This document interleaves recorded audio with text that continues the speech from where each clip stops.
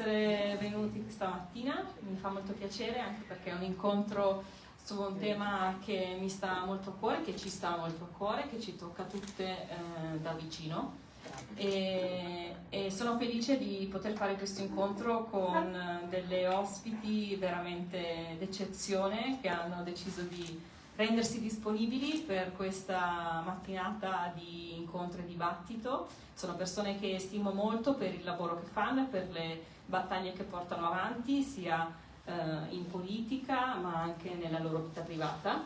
Ve le presento. Sono Rosaria Capozzi, consigliera regionale del Movimento 5 Stelle. Gilda Sportiello, membro della Camera dei Deputati anche del Movimento 5 Stelle.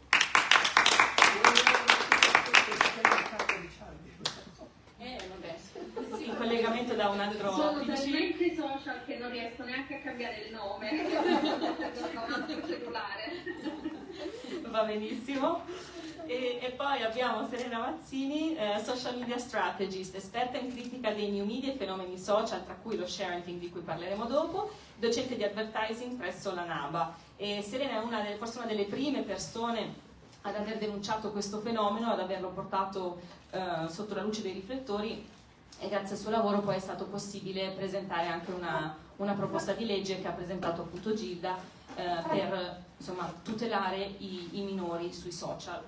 In questa giornata i temi da toccare sono tantissimi, sarebbero tantissimi. Veramente parliamo di maternità, diritto all'aborto, pari genitorialità, spazi negli asili nido, punti nascite, NIPT, anche esami, no? Che sono raccomandati durante la gravidanza, che però il sistema sanitario nazionale non passa. Parliamo di tutele dei minori, di sharing, di disuguaglianze, di discriminazione sul posto di lavoro, disparità salariali. Potremmo veramente andare avanti all'infinito. Tutti temi che il Movimento 5 Stelle sta portando avanti con tanto coraggio da tempo e che vogliamo continuare a portare avanti sia a livello regionale, nazionale ed europeo. Quindi io non mi dilungo troppo, anche perché vi parlerò più tardi di come vorrei tradurre alcuni di questi impegni nelle politiche europee. Passerei subito la parola a Rosaria Capozzi. Ti volevo chiedere, Rosaria, di raccontarci un po' di quello che è stato il tuo impegno finora per portare maggiori servizi e anche per combattere quelli che sono i disservizi per le famiglie nella nostra regione. Buongiorno a tutte e a tutti, ringrazio Martina per questo importante momento di confronto rispetto a un tema che mi vede coinvolta anche in prima persona come donna. Le donne, voglio partire da una considerazione: le donne scelgono di non avere figli o comunque ne hanno meno di quanti ne vorrebbero. Il numero di figli per donna è di 1 e questo è il trend della nostra regione. Siamo in una regione in cui si vuole combattere il calo demografico, a nostro avviso in maniera sbagliata, perché se i bonus possono essere una risposta per alcuni versi, non lo sono dal punto di vista della continuità nel tempo. E per questo io mi sono sempre fatta fautrice, perché i servizi sono la miglior risposta per garantire un'organizzazione continua nel tempo. Siamo in una regione che taglia i servizi e che elargisce bonus a pioggia, che possono essere attrattivi sicuramente per tanti versi, ma non sono una risposta. Ho voluto fare una rappresentazione PowerPoint perché mi piacciono e soprattutto perché ho voluto rappresentare attraverso le slide che andrò a presentare la fotografia di quella che è la situazione della nostra regione. Voglio partire da una slide dove ho messo un parallelismo tra lavoro, famiglia, natalità. Sono 3 aspetti che si influenzano vicendevolmente. Parliamo di lavoro e delle difficoltà delle donne. Siamo in una società in cui le donne hanno ancora una disparità salariale rispetto agli uomini, in cui hanno difficoltà a conciliare il proprio lavoro con la propria famiglia, ma soprattutto sono costrette a ricorrere al part-time proprio per conciliare questo aspetto. Ed inoltre lavoro, famiglia sono strettamente connessi con la natalità. È chiaro che se non ci stanno i presupposti, perché l'idea romantica di fare figli è ormai abbandonata, e ce lo dobbiamo dire, quando uno progetta di fare un figlio lo fa soltanto a condizione che ci siano, tra virgolette, le condizioni per farlo, e parliamo di condizioni lavorative, di servizi. Come vi ho detto, ho voluto rappresentare quella che è la situazione oggi in Friuli Venezia Giulia, dove dal punto di vista lavorativo il 36,2% delle donne ha un contratto da dipendente, un contratto part-time contro il 7% dei colleghi maschi. Inoltre il 17,8% ha un contratto a termine contro il 13,4% degli uomini.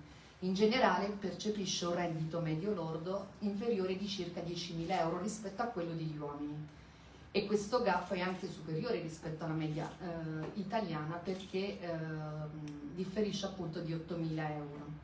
Nel 2023 inoltre il tasso di disoccupazione in Friuli Venezia Giulia corrisponde al 5,9% rispetto a quello maschile, e questo proprio per le questioni che vi ho rappresentato in premessa, la difficoltà di conciliare il lavoro con la propria famiglia.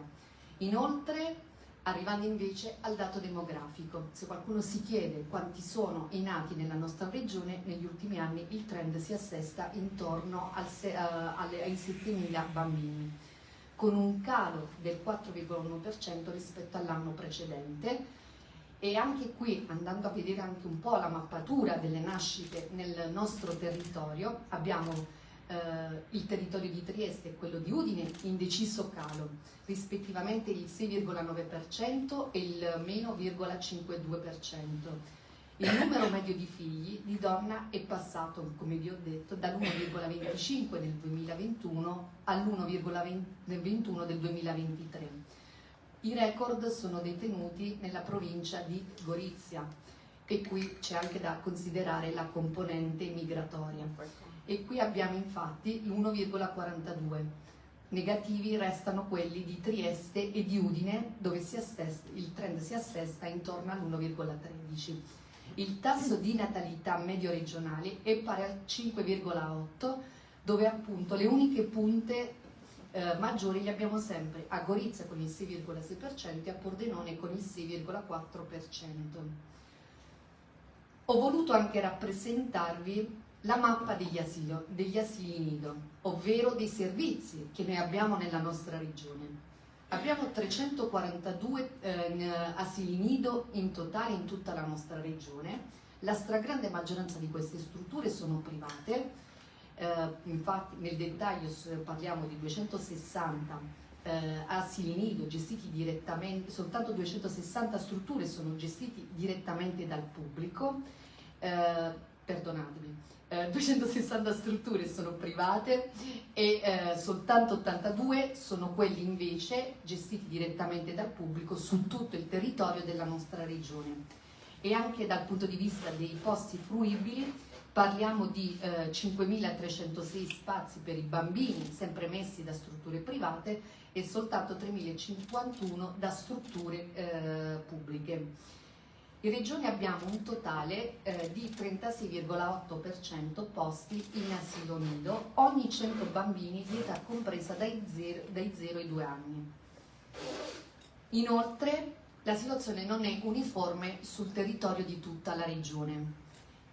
L'offerta è più elevata negli ex capoluoghi di provincia, mentre scema se andiamo nei comuni più piccoli. E anche qui ho voluto rappresentarvi un po' quella che è la fotografia della nostra regione. Abbiamo ad esempio a Gorizia che riesce a coprire il 56% delle domande, a Trieste più del 50%, a Udine siamo al 44%. A Pordenone non ci sono convenzioni con i privati e ci sta anche un contributo comunale extra per la frequenza nei nidi accreditati. Come vi ho detto, diversa è la situazione nei piccoli comuni. Ho voluto giusto portarvi qualche esempio, come ad esempio Marano Lagunare, dove non ci sono strutture e chi ha bisogno di un asilo nido deve andare nei paesi limitrofi. o ancora Pontebba, dove non ci sono abbastanza spazi, pertanto l'asilo chiude alle 13, all'ora della nanna. Ma in entrambe queste località che vi ho citate vengono in soccorso i contributi del PNRR, che finanzierà la costruzione oppure l'ampliamento dei nidi entro il 2026. Sempre andando su e giù per la regione, ho voluto anche rappresentarvi quello che è l'investimento della regione rispetto a questo aspetto. Abbiamo 47 progetti avviati o in attesa di partire, per un totale di un investimento che copre 55 milioni e mezzo di euro. E giusto per dare un ordine di grandezza, negli ultimi 15 anni nella nostra regione sono stati investiti 20 milioni proprio per interventi di varia natura che vanno dalla costruzione, dall'ampliamento e dalla messa in sicurezza di queste strutture. Ora, la percentuale dei posti rispetto ai residenti, ovvero da 0 a 2 anni, raggiunge il 34%. Prima mi confrontavo con la mamma della nostra candidata Martina Puda e mi diceva che la media è anche buona, e su questo mi trovo d'accordo, perché a livello nazionale il parametro è del 33%, quello previsto dai livelli essenziali di assistenza, perché anche da questo punto di vista vi è un LEP da rispettare. Però questo parametro è di gran lunga inferiore rispetto all'obiettivo europeo del 45%, cui dobbiamo tendere entro il 2030. Come intervenire? Innanzitutto bisogna investire sulle politiche familiari. Queste svolgono un ruolo importantissimo, possono influenzare non soltanto la volontà appunto di fare figli, ma soprattutto possono invertire la dinamica demografica della nostra regione, ma oserei dire di tutto il paese. E per fare questo bisogna incidere su alcuni aspetti che a mio avviso risultano essere essenziali: sradicare gli stereotipi di genere, favorire la condivisione della cura tra padri e madri, perché questa non deve essere una pertinenza esclusiva delle sole madri, ed inoltre deve essere costruito un modello economico di lavoro basato sulla parità effettiva e quindi non avere una disparità dal punto di vista salariale né dal punto di vista delle condizioni lavorative. Allora, questa breve presentazione che vi ho fatto l'ho voluta fare soprattutto rappresentandovi quella che è la nostra situazione nella nostra regione. E ho voluto concludere con una frase che è abbastanza provocatoria, perché io ritengo che la parità vera sarà raggiunta soltanto quando ad un lavoratore maschio, ad un colloquio di lavoro, verrà chiesto come potrà conciliare la propria vita di padre con quella lavorativa.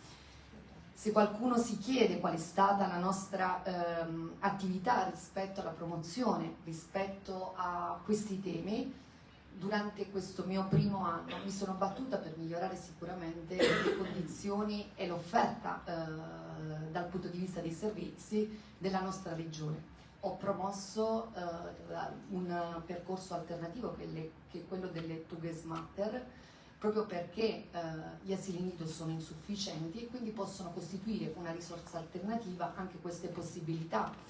Inoltre ho contestato alcune situazioni che sono state avallate da questa amministrazione e che vanno contro proprio i servizi che devono essere offerti alle donne e alle famiglie, tant'è che ci siamo scagliati come Movimento 5 Stelle contro la chiusura del punto nascita di San Vito al Tagliamento, ovvero la medicina territoriale. Si sta trasgredendo un po' questo principio e abbiamo contestato la chiusura dei consultori qui a Trieste di San Giacomo e San Giovanni. Inoltre personalmente ho proposto anche interventi tra virgolette innovativi e che sono stati accolti da questa giunta, come ad esempio l'introduzione del NIPT, che è il test del DNA fetale importantissimo per le donne e che ha dei costi elevatissimi. Ora mi auguro che a questo impegno che è stato assunto dalla nostra regione ci sia un seguito. Questo giusto per citarvi quella che è stata l'azione in questo primo anno rispetto a questo tema che mi vede, come ho detto, in prima persona coinvolta. Arrivando un po' alla motivazione per cui oggi ci troviamo, ovvero la promozione di Martina Pluda, io mi sento di esprimere il mio apprezzamento per la sua candidatura perché è una persona che stimo soprattutto per il suo percorso lavorativo a difesa dei diritti delle donne e dei nostri amici animali. E ritengo che come Movimento 5 Stelle dobbiamo essere orgogliosi di queste candidature, ma soprattutto del fatto che persone con questi profili mettano a disposizione della forza politica che rappresento le proprie competenze. A livello invece più generale, voglio darvi un consiglio che può apparire non proprio super partes, ma io vi voglio invitare a votare il Movimento 5 Stelle. E questo perché quello che noi proponiamo oggi è un programma chiaro e coerente soprattutto rispetto alle posizioni che abbiamo sempre sostenuto nel corso del tempo. Prima fra tutte è quella delle persone che proponiamo competenze, ma soprattutto i cittadini si troveranno a Strasburgo le persone che hanno scelto e non prestanomi.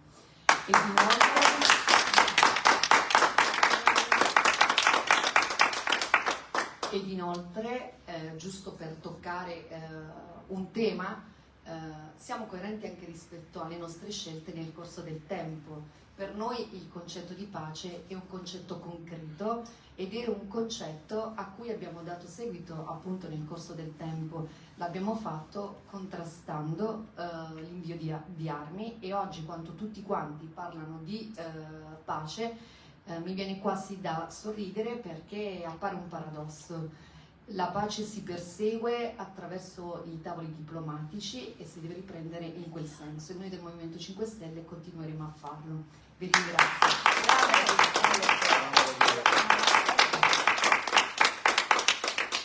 Grazie Rosaria, grazie, l'apprezzamento è ovviamente reciproco. Grazie anche per il lavoro che hai fatto e io ci tengo a sottolineare che sia Rosaria che anche Gilda sono mamme e penso che le mamme in politica siano necessarie per portare un punto di vista che viene spesso proprio sottorappresentato.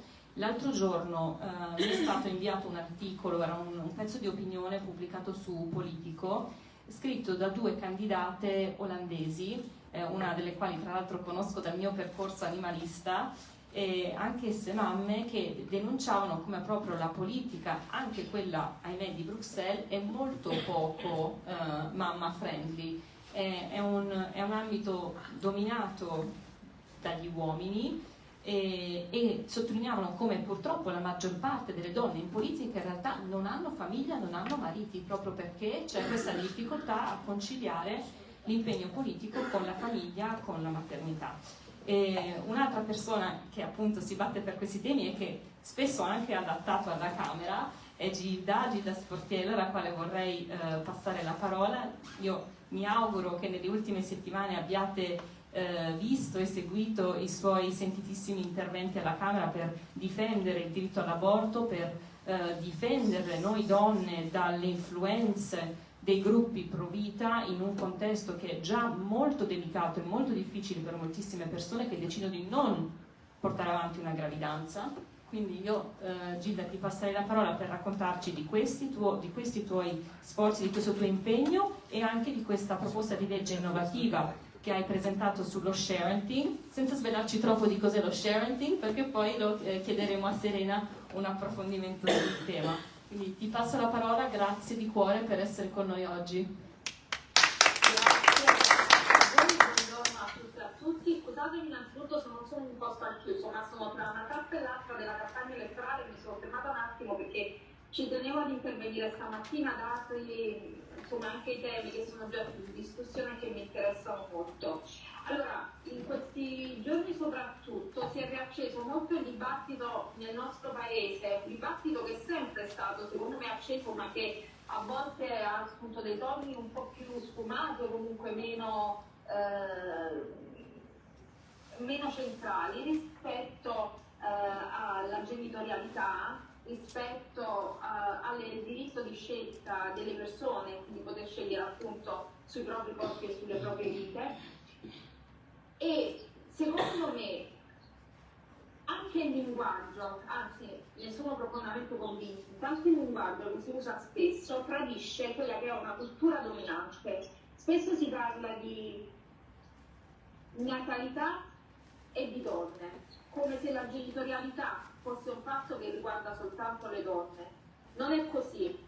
Noi dobbiamo ribaltare questa narrazione, dobbiamo scrollare di dosso questo peso di lavoro e di cura che pesa unicamente sulle nostre spalle e che in qualche modo, addirittura partendo dal concepimento quasi, cerca di deresponsabilizzare completamente l'altra parte. E dico questo perché, per esempio, uno dei tanti commenti che mi è arrivato dopo che sono intervenuta in aula per denunciare lo scempio che il governo stava commettendo, inserendo nel decreto PNRR la possibilità per gli antiabortisti di essere presenti nei consultori, un commento in particolare mi ha fatto molto riflettere su questo, perché credo che in maniera proprio lampante, in maniera molto chiara abbia denunciato questo stato di cose e questo pensiero.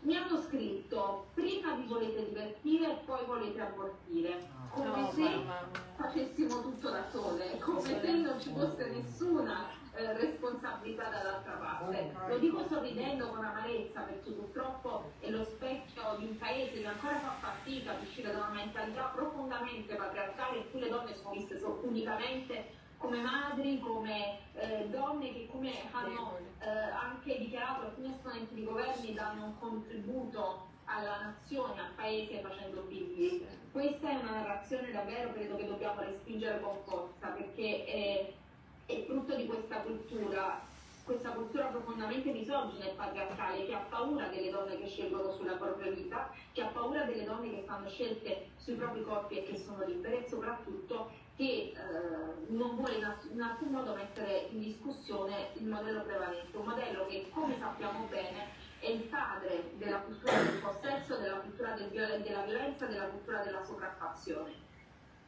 Ora, questo era un preambolo necessario secondo me, perché inserire in una cornice anche di linguaggio i discorsi che facciamo ci aiuta a far acquisire più senso anche alle determinazioni politiche che decidiamo di assumere. Detto questo, abbiamo assistito in questi giorni a un attacco frontale, per quanto gli autori non ne abbiano avuto il coraggio di assumersene pienamente la responsabilità, a quelli che sono dei luoghi pubblici e laici del nostro servizio sanitario nazionale. Abbiamo, come sappiamo, destinato, perché da nessuna parte c'è scritto che i fondi del PNRR non finiranno nelle mani di queste associazioni private ideologicamente orientati, soldi pubblici, ricordo, faticosamente ottenuti in Europa dal nostro Presidente Conte quando era Presidente del Consiglio, e d'altronde non si spiegherebbe perché altrimenti avrebbero voluto inserirlo proprio nel decreto PNRR. Decreto che, ricordo, prevedeva, visto che prima si citava il dato degli asili nido e si citava quanto fossimo lontani dalla media europea del 33%, obiettivo che ci eravamo prefissati nel momento in cui abbiamo ottenuto il PNRR e che faceva parte delle prime missioni e dei primi progetti che sono stati poi successivamente rivisti. Ebbene, rivedendo quei progetti e nel nuovo decreto PNRR sono stati tagliati più di 150.000 posti in asili nido. Ci sono regioni del nostro paese dove gli asili nido non esistono, non ci sono asili nido pubblici.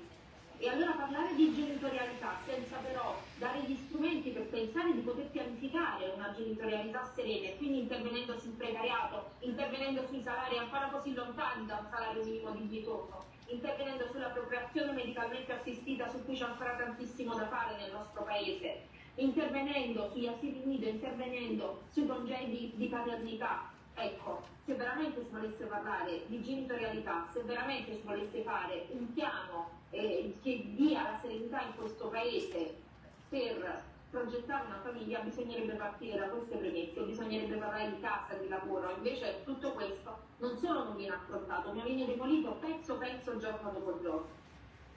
Questi sono i fronti di lotta attualmente aperti. Noi ci stiamo battendo moltissimo in Parlamento per evitare, insomma, che la situazione peggiori sempre di più in un momento storico in cui abbiamo il record di persone in povertà assoluta, in cui c'è una povertà minorile nel nostro paese spaventosa, bambini e bambine che non solo non hanno servizi come riscaldamento a casa, ma non possono contare neanche su un pasto intero, un pasto completo, se non quello che gli viene offerto dalla mensa scolastica. Io trovo che sia gravissimo e non degno di un paese civile portare le spalle a queste situazioni di emergenza, soprattutto quando parliamo di minori e di minori.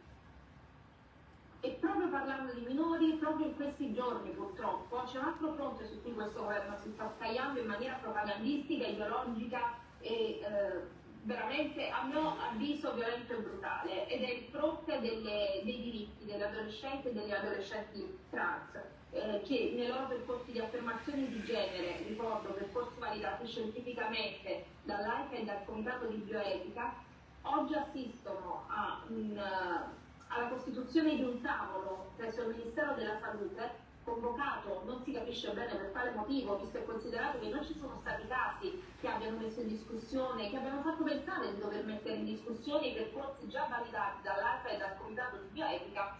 Ebbene, il Ministero della Salute ha convocato un tavolo che non solo non vede la partecipazione delle associazioni maggiormente rappresentative delle famiglie e quindi delle persone che vivranno direttamente le scelte che questo tavolo prenderà sull'utilizzo appunto dei farmaci come la criptorelina all'interno di questi percorsi di affermazione di genere, ma addirittura al tavolo manca l'Osservatorio Nazionale dell'Identità di Genere, nonostante fosse stato annunciato la sua presenza solo qualche giorno fa dal Presidente AIFA. Ma al tavolo è presente il Ministero della Famiglia e io mi chiedo, ma se un tavolo deve essere scientifico, ma se un tavolo deve discutere della validità di un percorso medico-scientifico, che motivo c'è di far sedere a quel tavolo il Ministero della Famiglia? E allora è chiaro che siamo davanti a un governo che non risparmia nessuno in nome della campagna elettorale e della propaganda continua. È chiaro che siamo davanti a un governo che si rifiuta come paese di sottoscrivere una carta dell'Unione Europea contro l'omolesbobitransfobia. Siamo di fronte a un governo che non ha il coraggio di schierarsi apertamente contro la violenza e le discriminazioni che danno questa matrice, e se non ti schieri contro evidentemente sei dall'altra parte. E siamo davanti a un governo che purtroppo si trova sempre dalla parte sbagliata della storia quando si parla di pace, quando si parla di difesa dei diritti.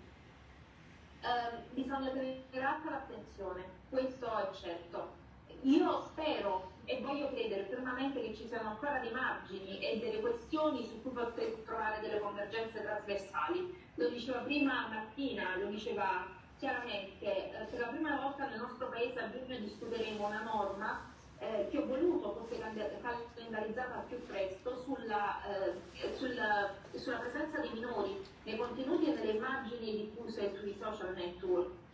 Ho voluto che questa legge fosse discussa presto perché credo che stiamo davanti a un momento esponenziale di questo fenomeno che assume connotati sempre più gravi. Bambine e bambine che vengono proiettate, su cui vengono proiettati delle situazioni e dei sentimenti eccessivamente adultizzati, bambini e bambine che senza il loro consenso vivono e condividono momenti anche intimi della loro esistenza sui social network, condividendoli con chiunque. Voi pensate alle vostre vecchie foto da bambini, ma vi sarebbe mai venuto in mente di farne miliardi di copie di diffonderle per strada agli sconosciuti? Io credo che a nessuno sarebbe venuto in mente di fare una cosa del genere. Eppure oggi succede questo. Nel momento in cui i genitori o chi ha la potestà genitoriale condivide un contenuto dei propri figli, dei minori che conosce sui social network, sta facendo esattamente questo. Sta dando quei contenuti, sta dando l'immagine di quei bambini e di quelle bambine in mano a degli sconosciuti. E al di là dei rischi gravissimi, enormi, che esistono e sono molto più diffusi di quelli che si pensa, di finire reti pedopornografiche, di adescamenti fisici che sono in aumento nel nostro paese, proprio perché attraverso la presenza sui social è facile per chi ha questi intenti criminosi riuscire a individuare le abitudini come attraverso la geolocalizzazione per avvicinarsi a questi minori e a queste minori. È chiaro che bisogna intervenire. E c'è tutto il rischio poi della costruzione di una personalità della salute psicofisica di bambine, bambini, adolescenti e adolescenti che finiscono in rete, iniziano a relazionarsi con uno schermo, con dei follower sconosciuti, sottoposti a dei commenti crudeli che feriscono gli adulti. Figuratevi delle persone così piccole che stanno formando il loro schema relazionale, che stanno maturando la loro personalità, insomma vengono completamente confusi, compromessi nel loro percorso di sviluppo psicofisico, aggiungerei. Avevo anticipato anzi Martina, che questi temi saranno poi affrontati meglio successivamente da un intervento di altissimo spessore di una persona che stimo molto e che ho molto ascoltato prima di affrontare questa proposta di legge.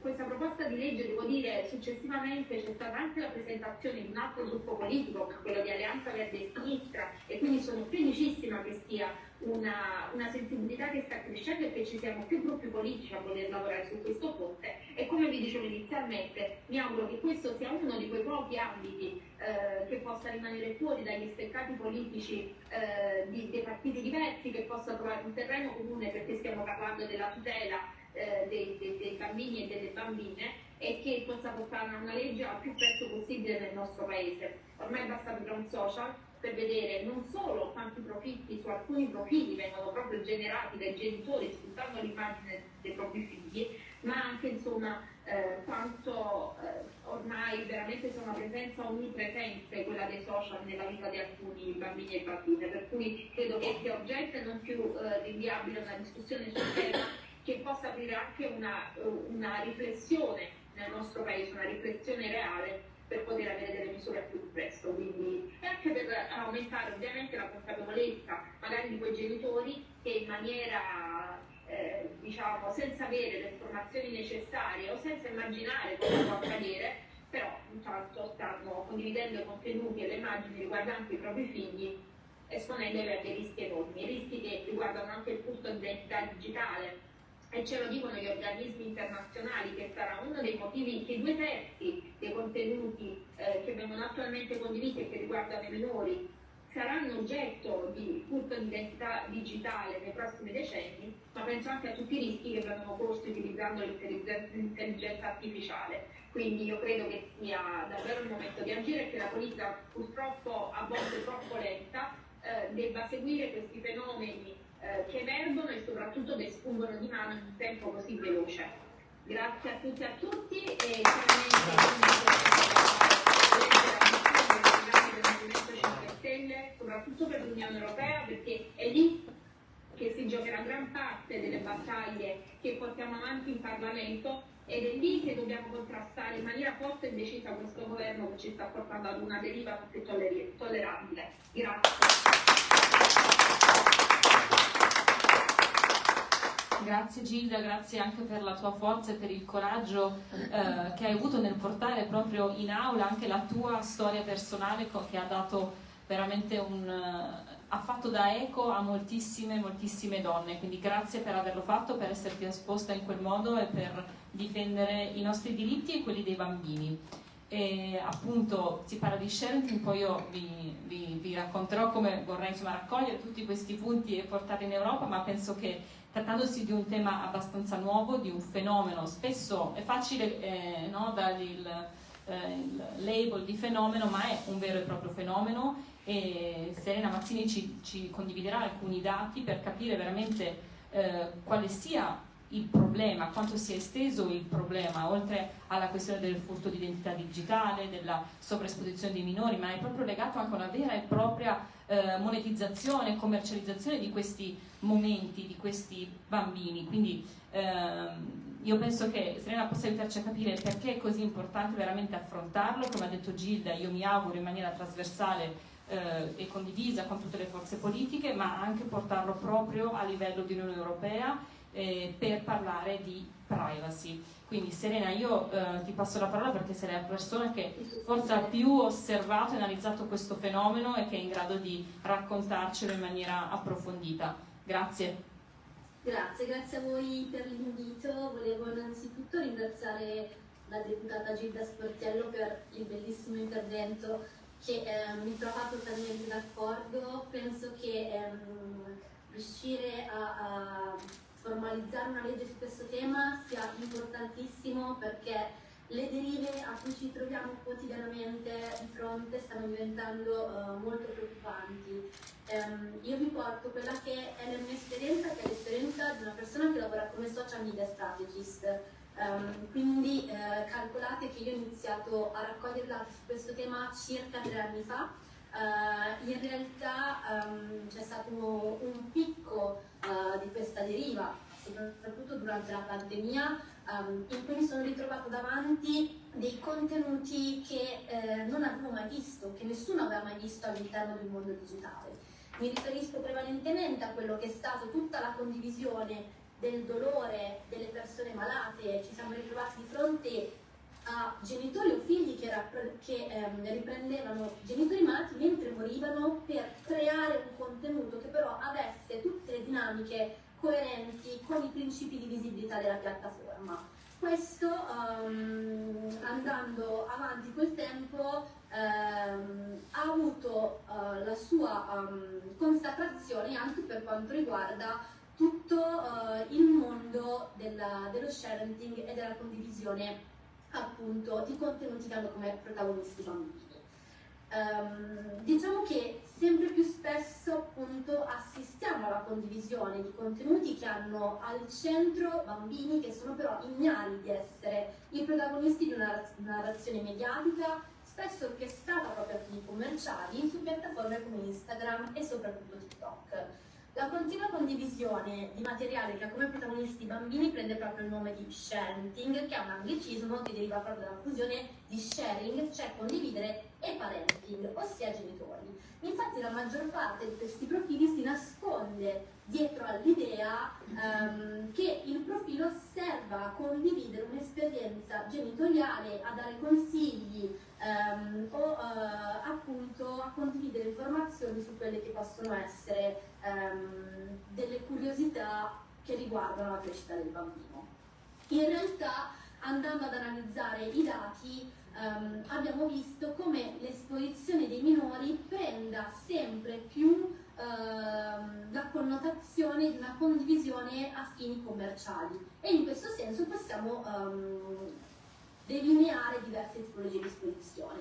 Sicuramente avrete visto come i bambini fanno spesso parte dello storytelling dei genitori che generalmente sono influencer. In questo caso i bambini svolgono una funzione sociale, quindi fanno in modo che gli adulti siano percepiti come più autentici. Servono ad amplificare e approfondire il rapporto di fiducia che si instaura con i follower, che possono quindi impersonificarsi e provare affetto per i più piccoli, diventando poi più suscettibili agli stimoli commerciali.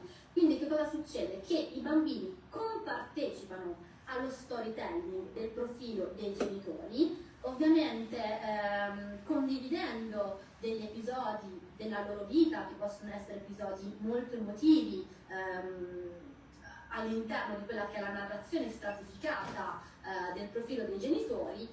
I bambini ci aiutano a rendere gli utenti più suscettibili agli stimoli commerciali, quindi vengono ad esempio utilizzati proprio per contenuti pubblicitari.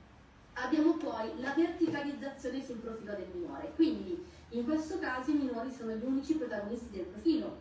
Gli account diventano dei veri e propri palcoscenici digitali in cui esporre i più piccoli. Come vedete dalle metriche, un profilo di questo tipo può guadagnare milioni e milioni di visualizzazioni andando semplicemente a condividere alcuni degli aspetti più emotivi e sensibili della crescita dei bambini. Abbiamo poi quelle che possono essere definite dei veri e propri format editoriali, come se fossero delle miniserie televisive declinate sui social. In questo contesto genitori e figli collaborano nella produzione di contenuti seguendo uno schema editoriale consolidato, quindi vanno a definire una sorta di produzione concepita appositamente per un pubblico infantile. Per farvi un esempio, tra i 10 account di YouTube più seguiti al mondo, 5 sono di bambini, tra i quali abbiamo ad esempio Nastia o Ryan Sword, che è un bambino che ha iniziato proprio a far vedere come scartava i giocattoli e come li utilizzava, e che qualche anno fa è stato lo youtuber più pagato al mondo, andando a guadagnare circa 19 milioni di dollari proprio dalla condivisione di questi suoi momenti di gioco.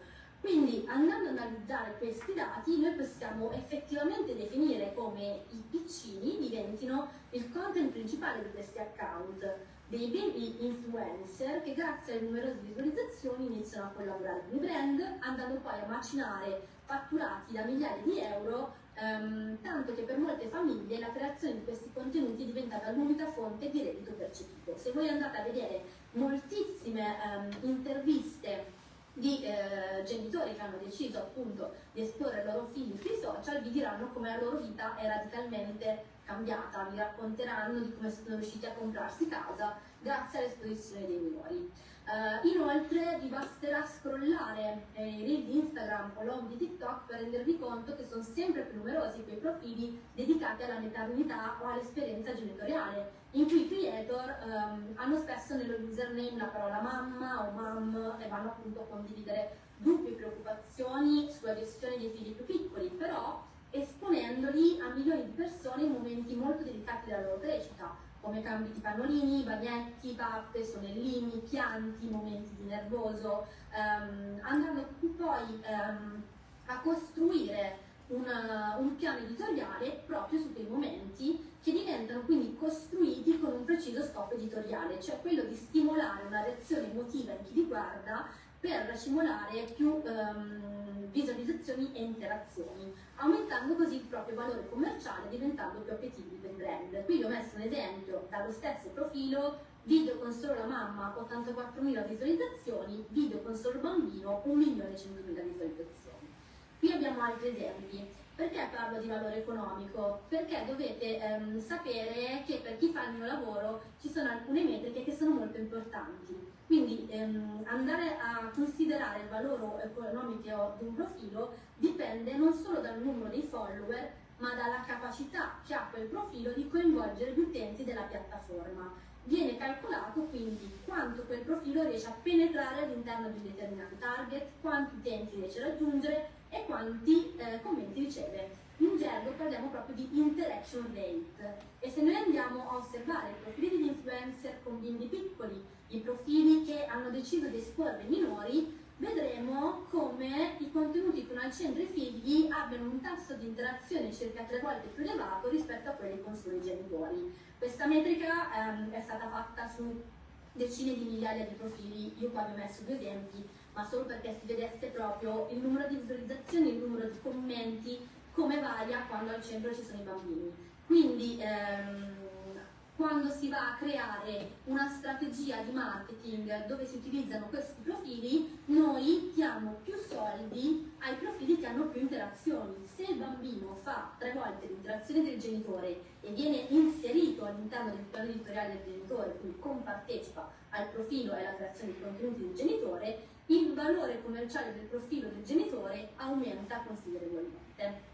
Ovviamente è un business di cui non possono fare a meno nemmeno gli influencer, perché dal test di gravidanza alla prima ecografia al gender reveal party tutto diventa un contenuto che diventa così una parte del loro storytelling e la possibilità di creare collaborazioni. C'è addirittura chi si fa pagare per fare il test di gravidanza prenotato. E inoltre il momento della nascita è un momento redditizio, perché l'altissima attenzione mediatica che gira attorno ai profili dei genitori è il momento ideale per stringere collaborazioni commerciali o per lanciare il proprio brand. Qua vi ho messo un esempio appunto di analisi fatta su profili di influencer che hanno annunciato una gravidanza. Come vedete i follower stanno diminuendo e qui è stata annunciata la gravidanza, i follower sono esponenzialmente aumentati fino al giorno della nascita, sono rimasti stabili e sono aumentati di nuovo con l'annuncio della seconda gravidanza. Quindi abbiamo ragione di credere che l'enorme interesse che spinge il pubblico a seguire questi influencer nel momento in cui dichiarano l'arrivo di un nuovo figlio abbia comunque un valore commerciale. Quali sono però i rischi? Diciamo che abbiamo iniziato a studiare quelle che potevano essere le derive a partire da un caso negli Stati Uniti che ha fatto molto discutere, di una bambina, questa Bren Eleanor, dove si è visto che la madre fa dei contenuti che strizzano un po' l'occhio a tutto quello che è il mercato pedopornografico, quindi le fa mangiare alimenti a forma fallica, le fa dire frasi molto disturbanti, come ad esempio una volta ha ingoiato una caramella e ha utilizzato il suono "l'ho ingoiato". Ecco, quei video sono stati utilizzati per creare tutti dei contenuti secondari molto sessualizzanti, quindi da qui è partito un po' un dibattito. Quello che vi dico è che appunto il problema principale è la mancanza di controllo sui contenuti, quindi nel momento in cui noi pubblichiamo perdiamo il controllo sulle informazioni, nel momento in cui postiamo un contenuto online dobbiamo sapere che sarà a disposizione di chiunque, che potrà essere condiviso ovunque e non avremo più controllo su quell'immagine o video. Quindi in questo caso parliamo di contenutizzazione secondaria. Io qua vi ho messo degli esempi, quindi bambina in braccio che viene toccata e quando inizia a fare vibrazioni sulla coscia, quando spiego per quale litigato con il mio ragazzo mi ha scontato per ragioni io. Vi ho messo gli esempi più condivisibili in un evento pubblico, ma vi assicuro che sono molto degradanti per il bambino, perché appunto viene utilizzata la voce o le espressioni molto spesso appunto per parlare di contenuti sessuali, molto spesso che riguardano il sesso orale. Quello che manca è quindi un'educazione all'utilizzo sicuro e consapevole dei social media, sia tra i minori che tra gli adulti. Chi fa sharenting infatti condivide spesso informazioni sui propri figli, ignorando quanto lontano possa andare una foto e andando a dare informazioni che possono facilmente finire nelle mani sbagliate. Calcolate che ci sono profili che dicono tutto del bambino, cosa gli piace mangiare, cosa gli piace guardare, che giochi gli piace fare. In questo senso diventa anche pericoloso, proprio come diceva anche Gita, per i pericoli di adescamento. Inoltre la maggior parte dei contenuti diffusi sui siti e gruppi pedopornografici vengono proprio dai social, soprattutto quei contenuti che presentano nudità o bambini che mangiano. In questo io ho fatto un enorme studio di tutti quelli che sono i gruppi di Telegram e vi posso assicurare che i bambini che mangiano, la foto del gelatino in estate diventa proprio il pretesto per modificare il contenuto, anche qui andando a sessualizzarlo. Abbiamo tutta una serie di altri dati che riguardano i rischi di estorsione, il fatto che c'è un aumento esponenziale dei reati che riguardano la pedopornografia ed abbiamo tutta una serie di fenomeni che vengono appunto amplificati dall'utilizzo dell'intelligenza artificiale e dalla possibilità di creare deepfake. Qui secondo me un dato rilevante è anche quello che riguarda le estorsioni sessuali, quindi come vi dicevo prima, foto postata sui social, modificata, viene chiesto ai genitori un compenso per non pubblicarla e abbiamo avuto un aumento di questi reati anche nella fase, nell'età compresa tra 0 e 13 anni. Abbiamo poi un problema che riguarda l'autodeterminazione, perché se il discorso sul corpo da parte del singolo utente nel contesto del mondo digitale si è focalizzato prevalentemente sul concetto di autodeterminazione, abbiamo però un problema, perché i bambini non possono autodeterminarsi, non possono dare il loro consenso a essere condivisi. Ovviamente la condivisione di episodi privati o intimi può avere ripercussioni sul loro benessere psicologico, perché i social sono il regno dell'automediazione. Siamo noi a scegliere cosa condividere di noi, in che modo autorappresentarci. Ai minori questa scelta viene negata, quindi la generazione alfa, cioè quella dei bambini nati dopo il 2012, è la prima che dovrà confrontarsi con un archivio digitale della propria vita costruito su centinaia di contenuti che non hanno scelto e commenti da parte di sconosciuti che dovrà razionalizzare. Proprio in questi giorni ho visto che uno dei nuovi trend sono i genitori che mettono i bambini davanti alla telecamera a rispondere ai commenti degli haters. Ecco, io penso che dei bambini di 6-7 anni che debbano relazionarsi con degli sconosciuti che li hanno commentati sui social sia qualcosa di abbastanza controverso, perché un bambino a quell'età dovrebbe forse giocare e non preoccuparsi degli sconosciuti. Soprattutto viene fatto passare il messaggio che finché ci sono i commenti carini allora va tutto bene, finché un utente commenta semplicemente chiedendo a una bambina di 7 anni perché si sta truccando, allora quello viene preso come un haters. Quindi abbiamo veramente, stiamo andando a costruire per loro un ambiente che è assolutamente malsano, perché l'eccessiva esposizione al giudizio degli altri e la corsa ai mi piace, oltre a tutte le altre valutazioni che vengono fatte attraverso i commenti, può portare a problemi psicologici.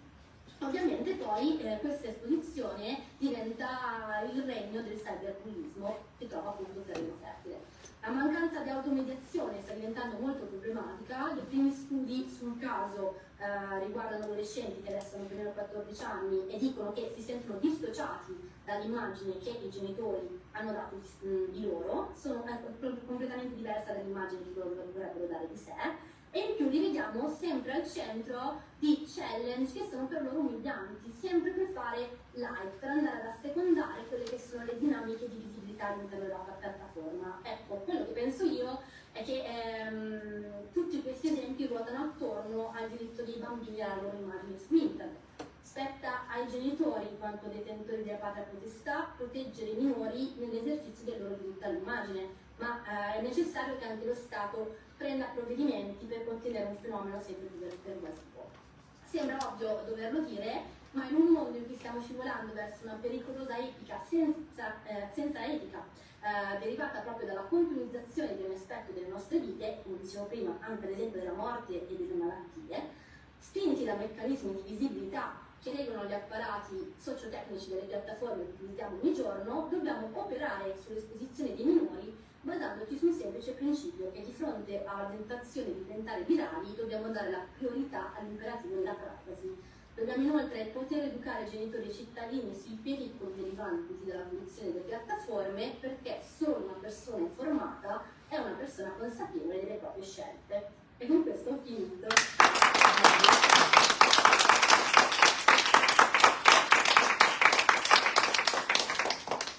Grazie Serena.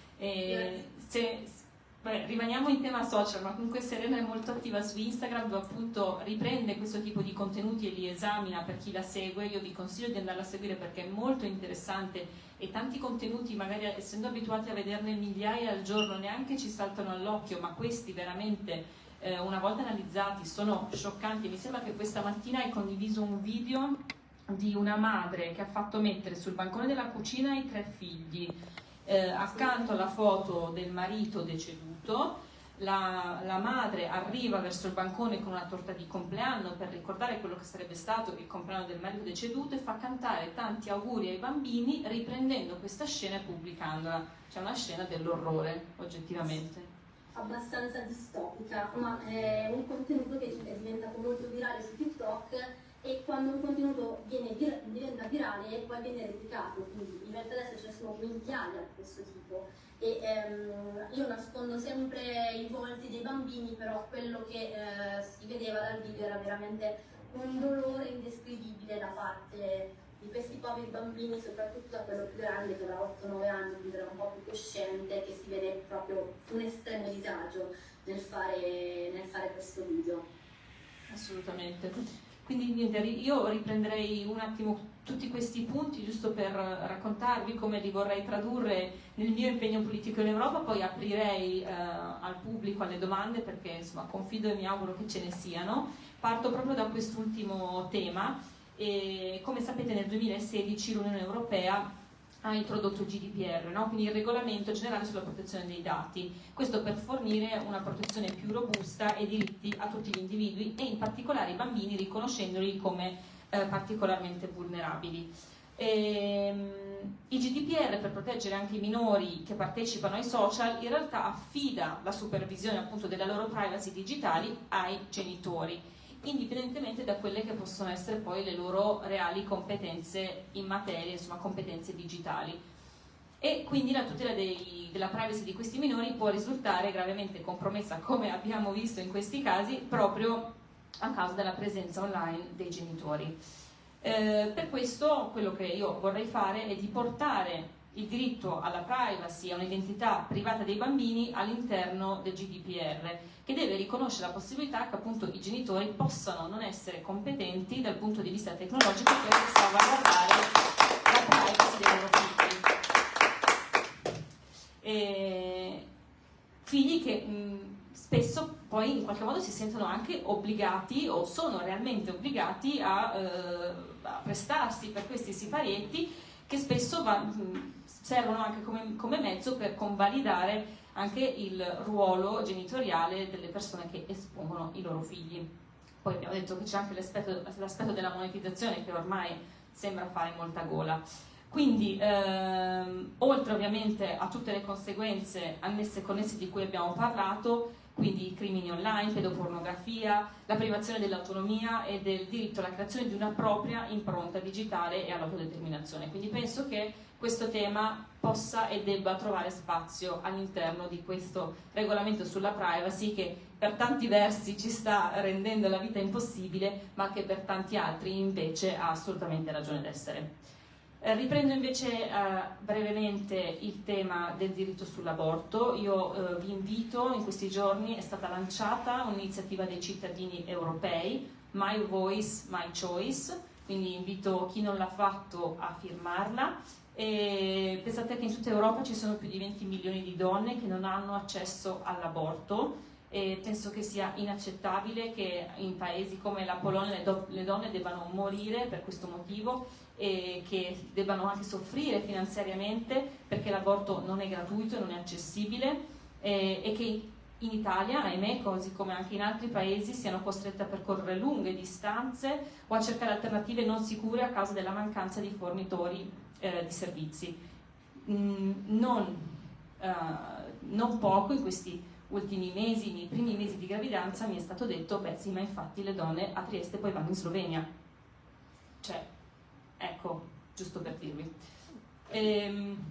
Ritorno a un punto iniziale, che era quello del lavoro, della maternità, di come conciliarlo, di come spesso noi donne siamo ancora molto svantaggiate nel mercato del lavoro, proprio perché ci sono anche regole e tutele diverse che penalizzano le donne, ma penalizzano anche i padri, che non hanno la possibilità di essere presenti e di condividere alcuni momenti così speciali e delicati che sono legati ovviamente allo sviluppo di una nuova famiglia. Quindi nel 2019 l'Unione Europea ha previsto almeno 10 giorni lavorativi di congedo di paternità retribuiti al 100%, e l'Italia si è adeguata a questa soglia minima, quindi ad oggi i padri dipendenti possono godere di soli 10 giorni di congedo di paternità obbligatorio, mentre ci sono altri paesi europei che hanno aumentato questa soglia, l'hanno portata a 16 settimane di congedo retribuito al 100% non trasferibile alla madre.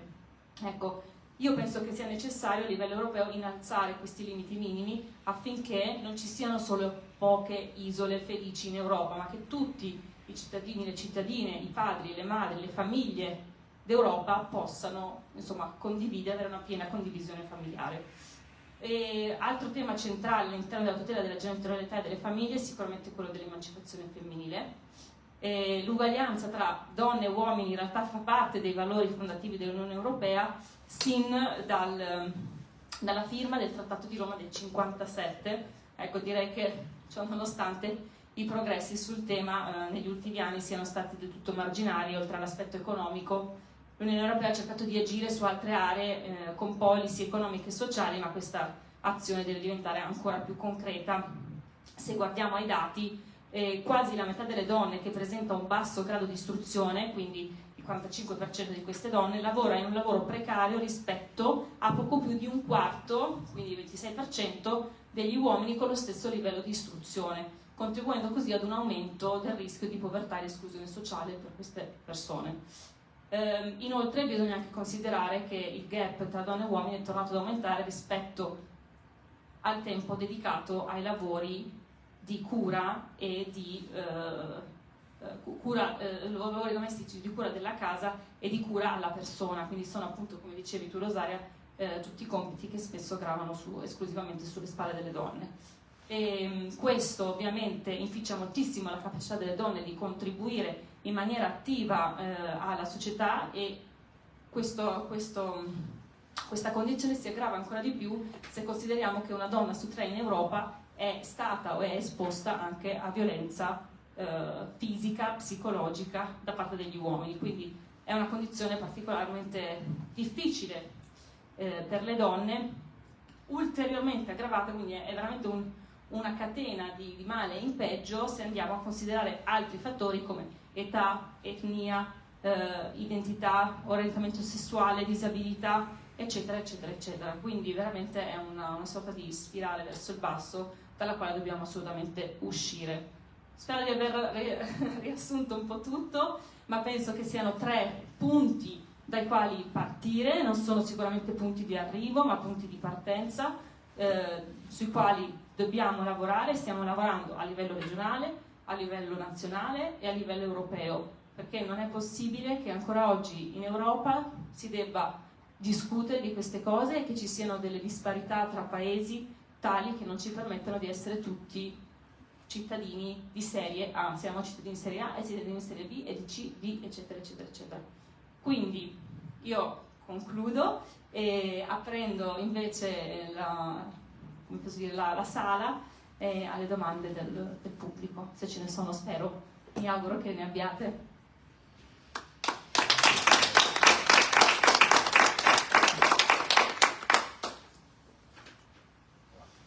Ti do il microfono. Buongiorno, io volevo porre l'accento su un articolo che è uscito recentemente nelle notizie regionali dell'abbandono scolastico di 6.000 bambini, perché in generale bambini, in riferimento alla scuola dell'obbligo. Quindi questo è sicuramente incredibile, considerando che questa è una regione dove non ci sono grosse tensioni sociali, dove non ci sono grosse criticità economiche, una regione abbastanza affluente rispetto a tante altre regioni d'Italia, ma pone l'accento su un tema che è estremamente, che io sento in maniera particolare, che è la bassissima scolarizzazione che l'Italia ha rispetto agli altri paesi dell'Unione Europea.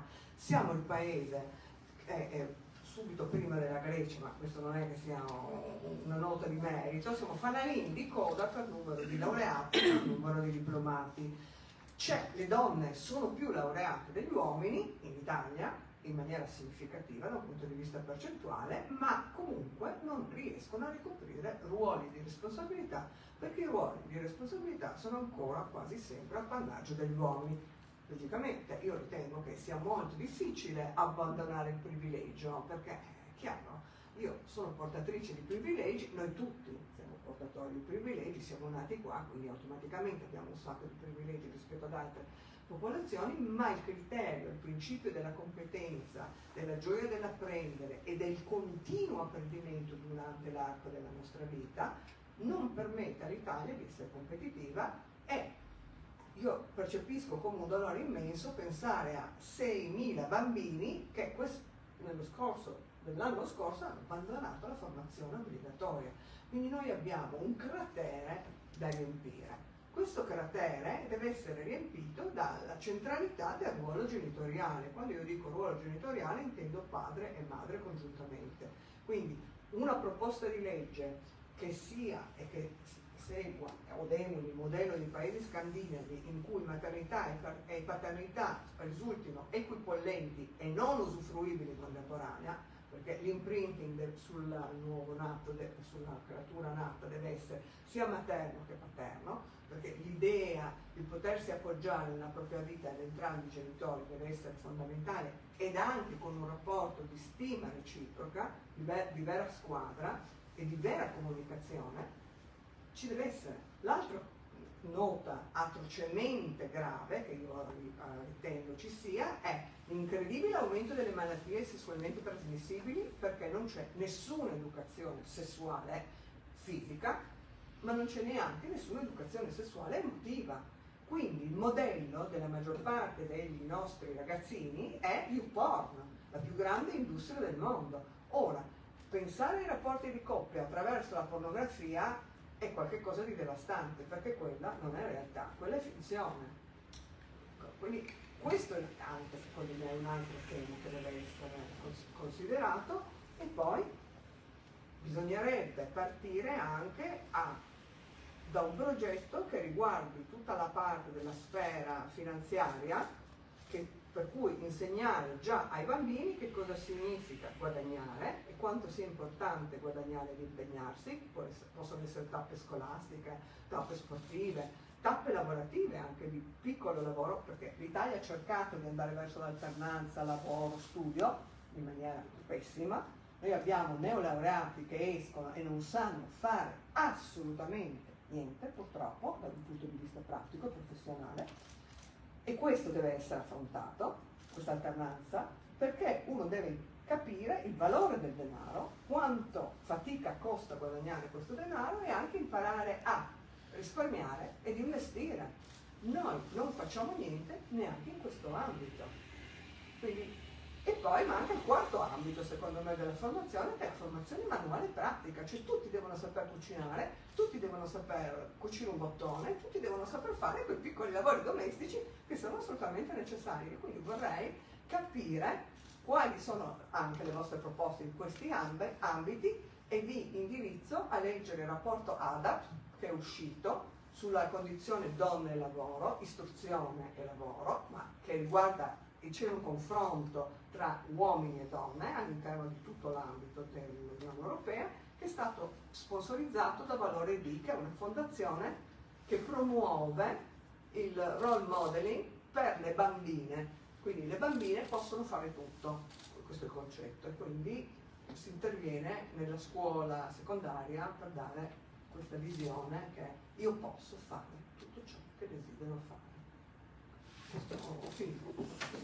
Inizio a rispondere? Sì, vai. Allora, su un paio di punti posso sicuramente dare una risposta. Il primo è quello che citavo prima, quindi proprio la proposta è quella di estendere il congedo di paternità affinché sia della stessa durata di quello di maternità e che non sia trasferibile. Quindi questa è una proposta che il Movimento 5 Stelle porta avanti già da tempo, innalzando quelle che sono le soglie minime, però a livello europeo si riuscirebbe ad avere poi una legislazione uguale, armonizzata. E mi piacerebbe poi che si parlasse in realtà di congedo di genitorialità per essere inclusivi anche per tutte le famiglie, non quelle che sono composte più tradizionalmente da madre e padre. Ecco, quindi questo sarebbe anche una proposta un po' più inclusiva.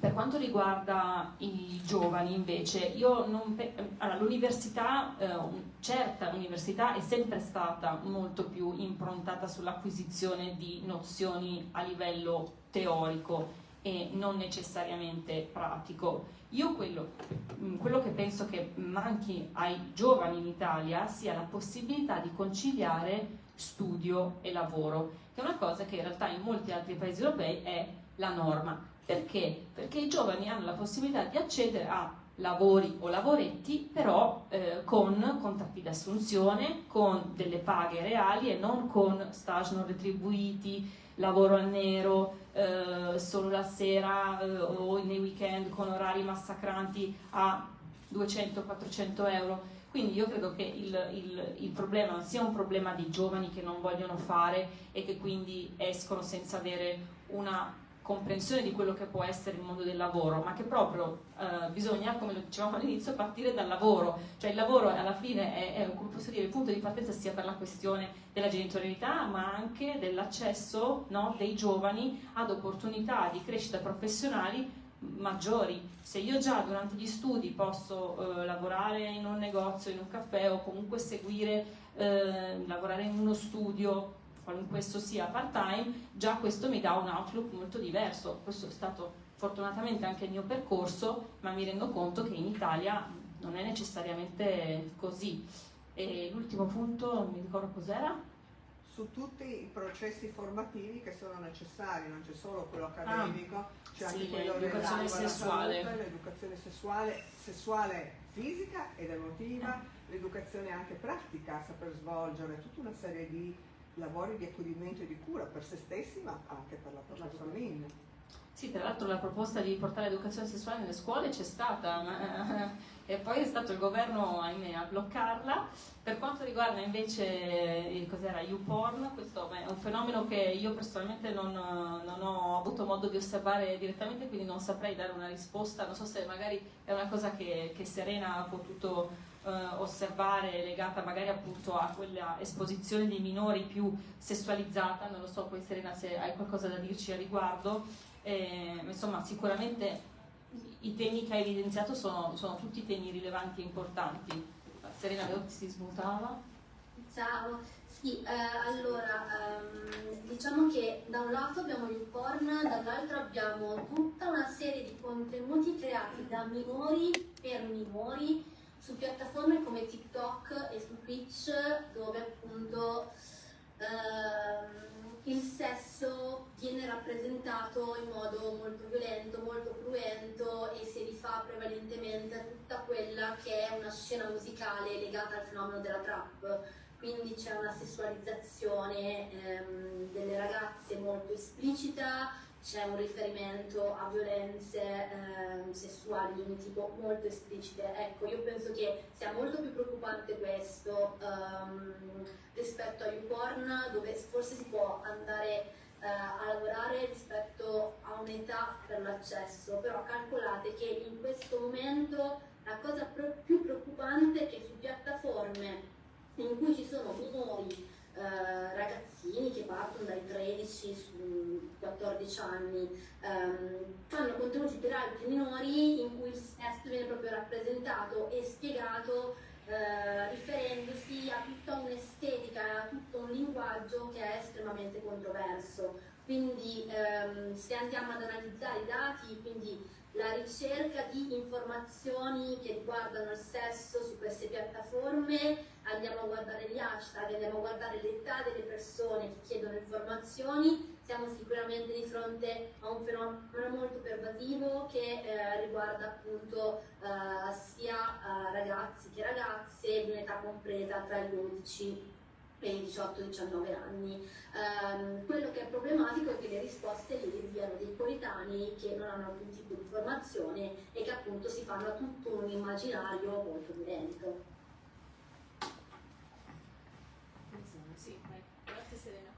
Invece io voglio rispondere rispetto al dato che ci ha riferito, ovvero ai 6.000 bambini che non hanno scolarizzazione. Allora, rispetto a questo, a livello regionale si traduce in un grosso problema, perché le nostre aziende non hanno competenze tecniche, ma dico di più, anche le nostre amministrazioni. E da parte mia c'è stato l'impegno a far sì che ci sia una risposta anche da parte, dal punto di vista scolastico, di orientamento rispetto a quelle che sono le richieste del territorio. E questo per far sì che ci sia una maggiore rispondenza tra domanda e offerta, che in questo momento è del tutto assente o comunque considerata in minima parte. Questo è quello che è il mio impegno e che continuerà a essere, quindi sia a favore della scolarizzazione, ma soprattutto ad una scolarizzazione che sia orientata rispetto a quella che è la concreta offerta delle nostre aziende.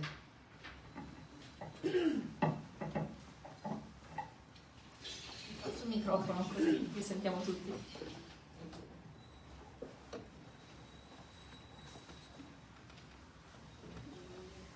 Grazie, buongiorno a tutti, io sono Cara De Ritz, mi occupo di fragilità minorile e volevo, come dire, intanto ringraziare per gli interessantissimi contributi e dati che mi hanno anche un po' spaventato, perché nel mio ambito, nonostante si faccia molta formazione, temi come questi, di temi come questi ne vedo pochi circolare. Bisognerebbe forse, come dire, che anche i servizi, parlo del terzo settore piuttosto che i servizi territoriali, implementino delle conoscenze.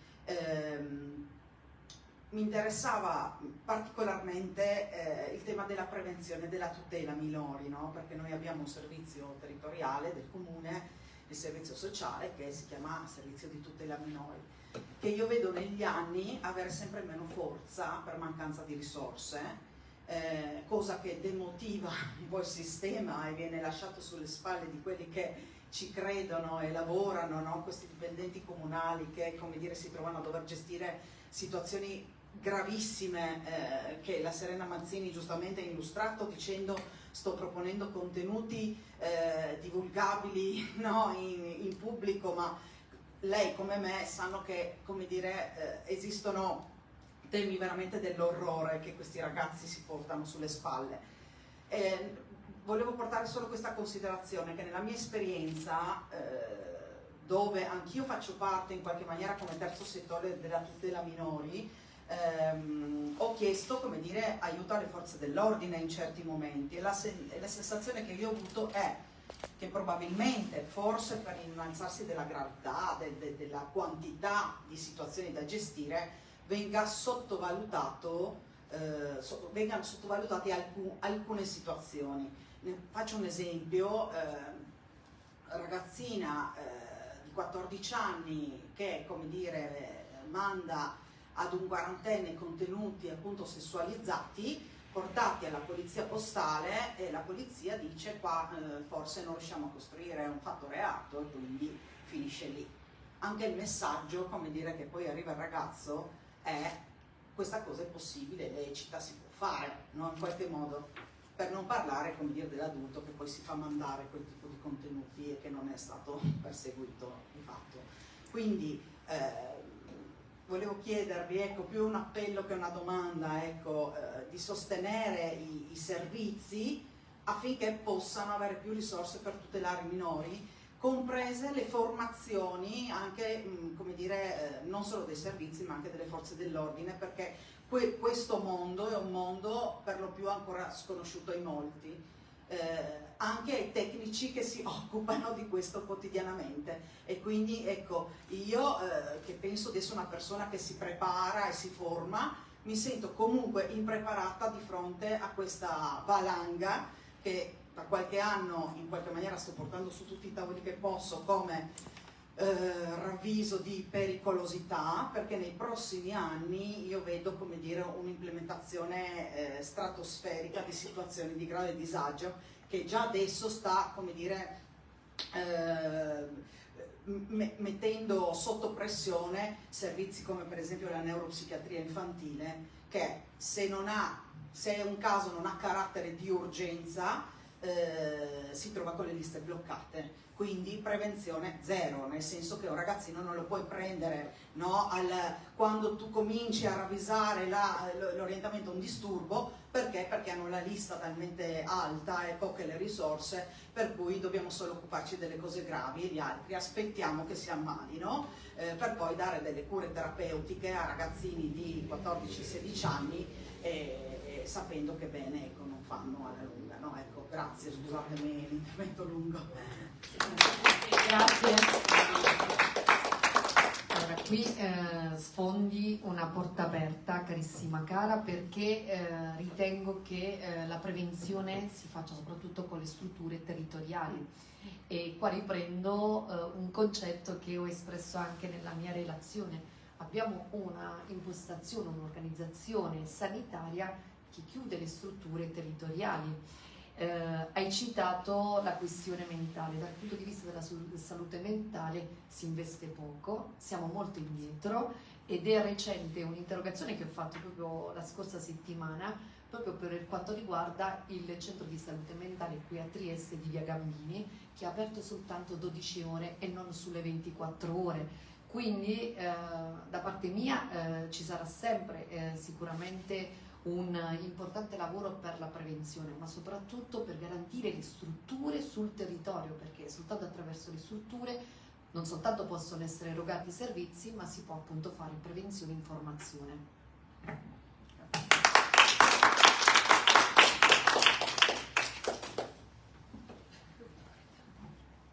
Laddove ci sarà un'entratura europea ci sono. Se troviamo l'aggancio lo facciamo. Bene. Altre domande? Una piccola, forse non c'è neanche bisogno del microfono. Sì, sì. Che si sente anche Serena. È solo una richiesta, diciamo, relativamente alla statistica precedente che mi ha colpito quando parlavate del 34% di asili nido rispetto al 33% nazionale. No, il 33% nazionale è un obiettivo ampiamente raggiunto. Questo era entro il 2027, però entro il 2030 l'obiettivo è il 45%. No, ma io volevo intervenire nella statistica e nella modalità in cui è stata eseguita l'indagine.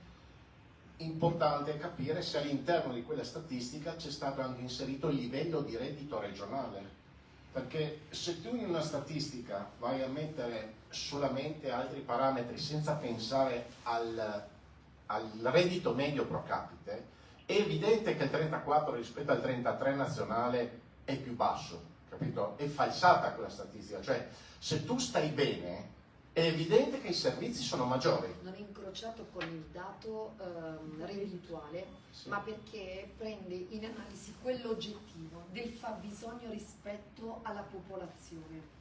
Quindi non può essere incrociato, a mio avviso, ecco, ti esprimo la mia opinione, perché tu devi tarare quel fabbisogno sul numero di abitanti, indipendentemente da quello che è il reddito, perché l'esigenza non è che cambia se hai più soldi o meno soldi, ecco, questo per fartela breve. Diciamo è ragionevole da parte tua, però sappiamo che un asilo nido anche comunale ha bisogno di una famiglia, per quanto La sostenibilità per sostenere l'asilo nido e per pagare una retta devi vedere se prendi 750 euro al mese. Del vero la regione da questo punto di vista interviene in maniera importante per quanto riguarda l'abbattimento delle rette, tant'è che arriviamo quasi all'azzeramento delle rette, quindi io questo devo darlo come merito. Certo che anche la Però mia... il problema è che non ci stanno posti sufficienti. Io vi rappresento anche quella che è la mia situazione. Io ho iniziato questo mandato e non ho trovato posto per mio figlio, che quando ho iniziato aveva 1 anno e mezzo in un asilo nido, e onestamente mi dispiace averla a casa con una babysitter, perché viene meno quel discorso di convivenza, di confronto con altri bambini, che soltanto in un contesto che può essere dato da un asilo nido si realizza, ecco. Ok, grazie. Sì, e poi se volevo intervenire anch'io, il discorso della paternità, giustissimo, perché sblocca questo meccanismo per cui è solo la donna che deve pensare dove mettere il figlio se lavora, no? Sembra che non sia un problema del padre, cioè il padre continua a lavorare tranquillamente, esatto, cioè diciamo sradicare questo principio in particolare, secondo me, perché non è solo il momento in cui si decide di far nascere il figlio, ma è poi tutta la vita che bisogna pensare ai figli, no?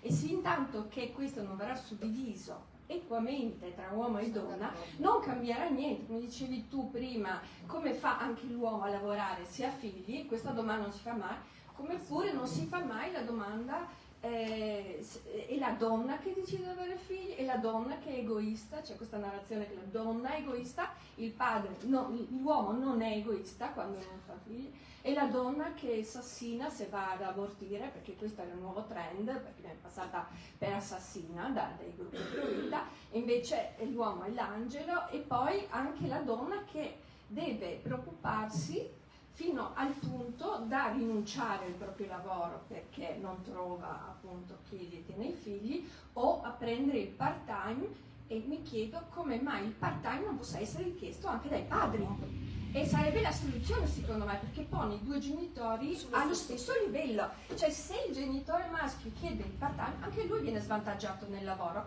e questo riequilibra le sorti. Perché per esempio in America, dove i salari vengono dati a persona, no? Perché vengono costruiti sulla persona, l'uomo che diventa padre ha un aumento di salario perché c'è l'idea che lui si impegnerà di più nel lavoro perché deve mantenere la famiglia.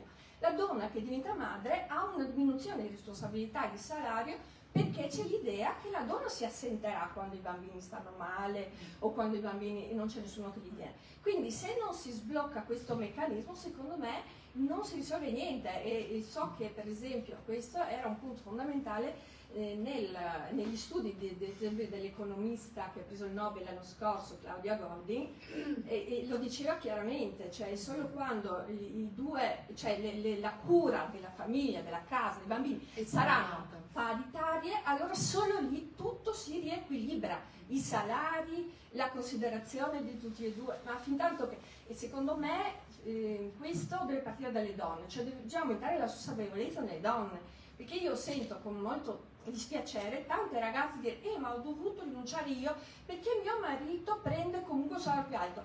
Ma se tu non sblocchi questa situazione, lui continuerà a prendere un salario più alto, cioè qualcuno deve bloccare questo meccanismo perverso per cui l'uomo prende un salario più alto solo perché non si occupa dei figli, mentre la donna che vuole avere figli deve rinunciare, o deve andare al part-time, o deve rinunciare al lavoro, o comunque prende di meno perché sarà lei che quando il figlio sta male si assenterà. Con la penalizzazione. Secondo me questo è il punto fondamentale per sbloccare il tutto e quindi oltre alla paternità c'è un discorso a lungo termine che bisogna portare avanti.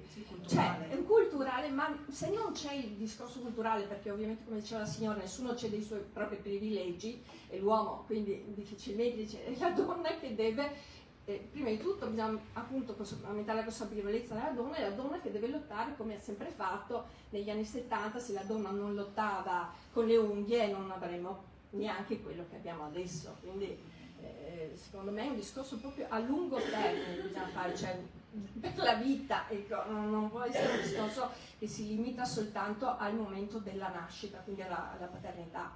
Grazie.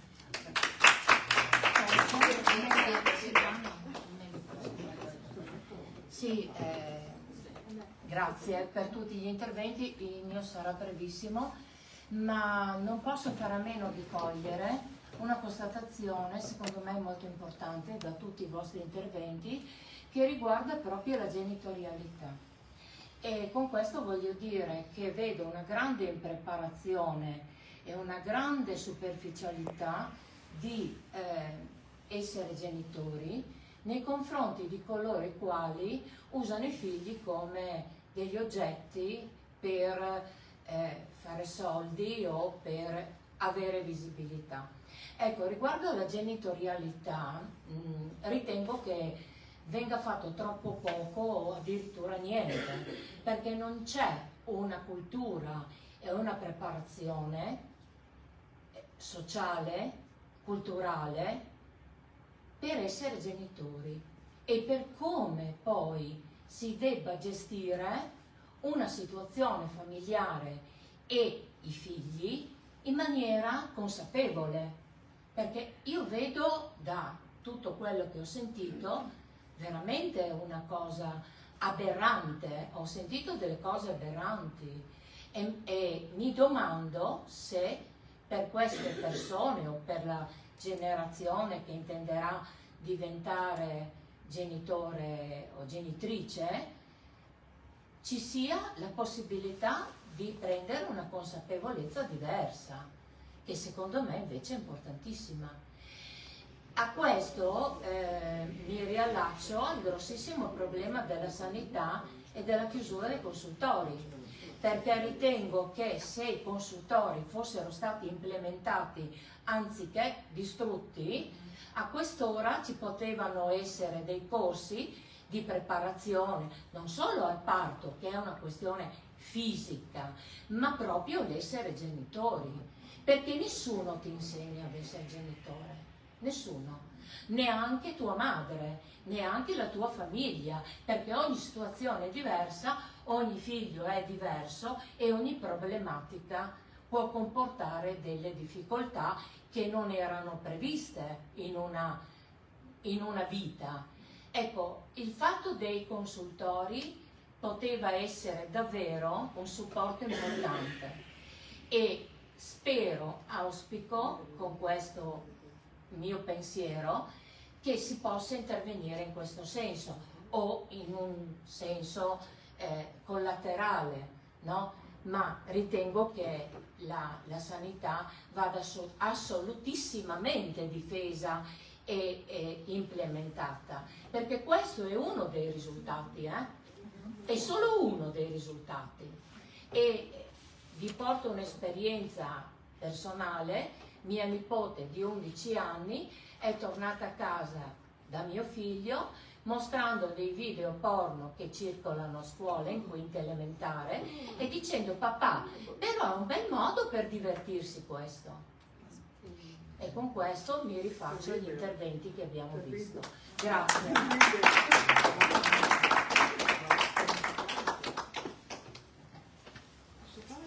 Voglio giusto commentare una cosa, ritorniamo sempre al discorso che i servizi non possono essere tagliati e in particolare per i consultori il ragionamento è ancora più assurdo, perché dovrebbe esserci un consultorio ogni 25.000 abitanti, invece assistiamo a una scelta che va a trasgredire questo dettato quindi si è portati a 2 consultori ogni 100, cioè su 100.000 abitanti. E questo per dire che ritengo anch'io importantissimo il ruolo dei consultori, perché io stessa, quando ho fatto anche il percorso dell'allattamento e ho avuto delle difficoltà, andavo lì e mi aiutavano ad affrontare quel momento, e quindi ritengo queste strutture importantissime non soltanto per i servizi che vengono resi, ma anche per la possibile, ripeto questo concetto, formazione e prevenzione che possono, per il ruolo di formazione e prevenzione che possono svolgere. Certo. Volevo solo ringraziare per le considerazioni, perché vedo che è comunque un tema sentito, è giusto che sia così, anche se appunto a me mi dispiace che nel 2024 ancora si debba parlare di queste cose. Ma solo un piccolissimo appunto sul commento, no? Sul perché sono sempre solo le donne a prendere il part-time, perché ci rifacciamo al problema della disparità salariale. Quindi alla fine, se già lo stipendio della donna è più basso di quello dell'uomo, allora andiamo a tagliare su quello piuttosto che su quell'altro. C'è tutta una questione legata sicuramente ai ruoli di genere che dobbiamo scardinare, ma quelli passano purtroppo, ahimè, ancora per le buste paga, e quando uno fa un mero calcolo economico è lì che vai a parare. Io vi volevo dire, abbiamo Serena che è veramente un'esperta. Se avete una domanda per lei io ne approfitterei. Vai, ti ripasso il microfono.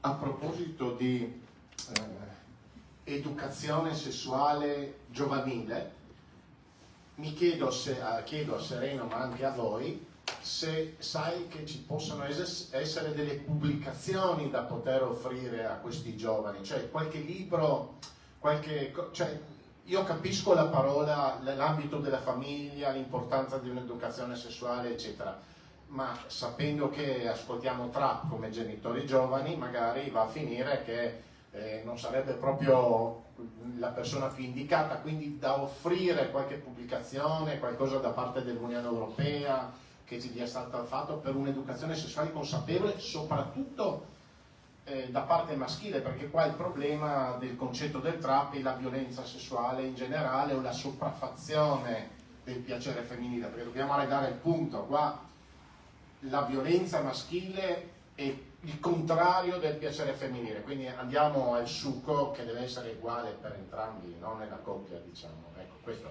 Pubblicazioni da offrire, da poter presentare nelle scuole o in qualche dibattito che si può fare, da leggere, c'è qualcosa che aiuti a essere consapevoli, perché se vuoi andare contro TikTok e varie forme YouPorn, eccetera, devi dare qualcosa di concreto, no? Da poter fare, da poter scegliere.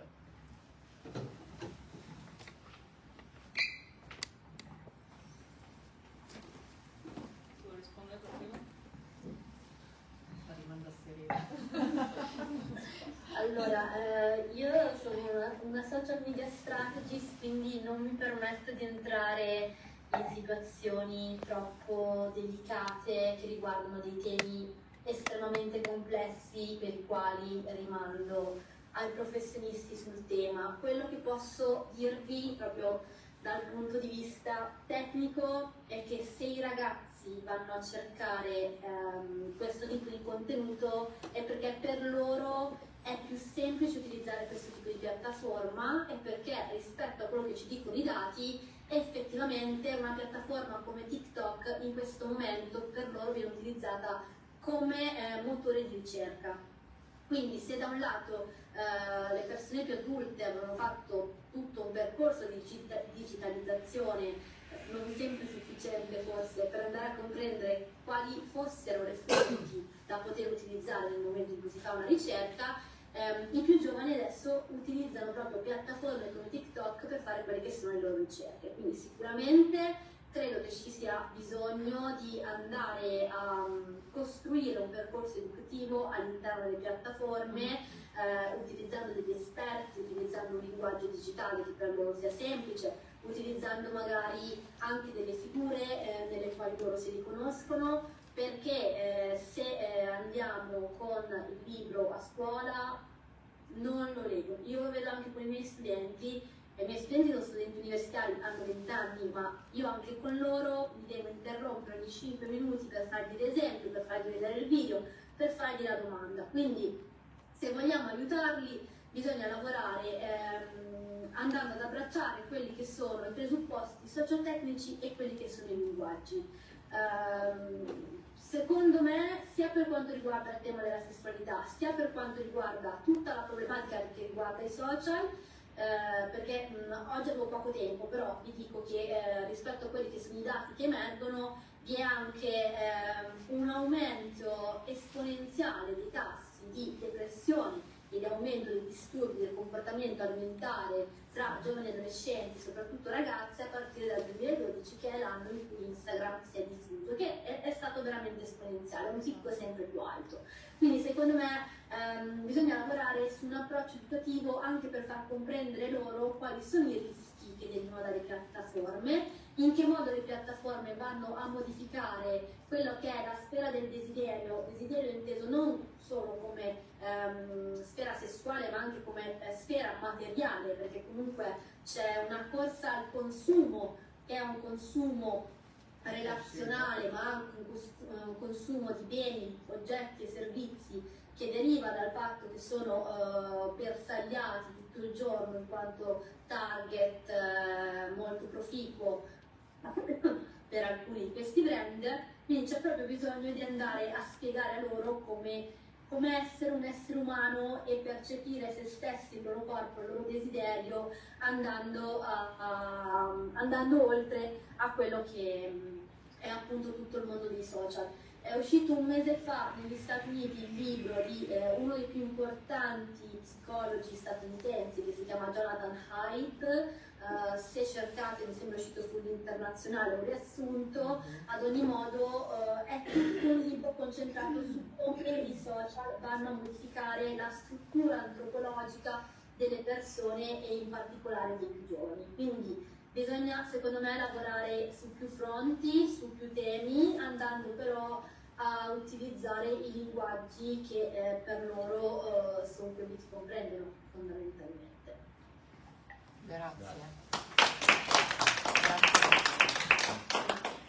Sebbene non sia neanche appunto questo il mio ambito d'azione, ma concordo sicuramente su quest'ultimo punto, che il libricino come potevamo magari averlo noi a scuola è superato. Nel mio lavoro ho provato a creare un contenuto per i ragazzi delle scuole medie su un tema completamente diverso, ma era legato alla crudeltà nei confronti degli animali, ed è stato molto difficile capire come confezionarlo. Io sono partita da facciamo una sorta di brociurina, ma poi lavorando con una psicologa dell'età evolutiva mi ha detto sì, ma la brociurina ai ragazzi oggi non interessa più, non se la guardano, anche la soglia dell'attenzione si è ridotta drasticamente, puoi ipotizzare magari di fare una cosa digitale con massimo 2-3 scroll, finito. Quindi sì, anche esempio un po' ridicolo, ma adesso anche in campagna elettorale, seriamente con una persona che mi sta aiutando un pochino a costruire la comunicazione, fa beh, se vogliamo parlare a una fascia d'età molto giovane,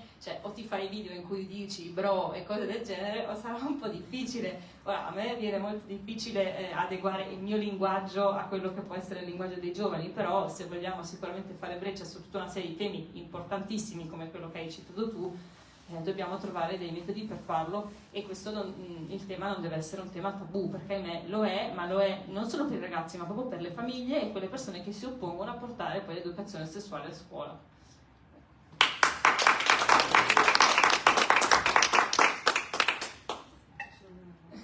Vai, direi ultimo intervento, così poi lasciamo anche andare Serena che ci ha dedicato tantissimo spazio e andiamo tutti a pranzo.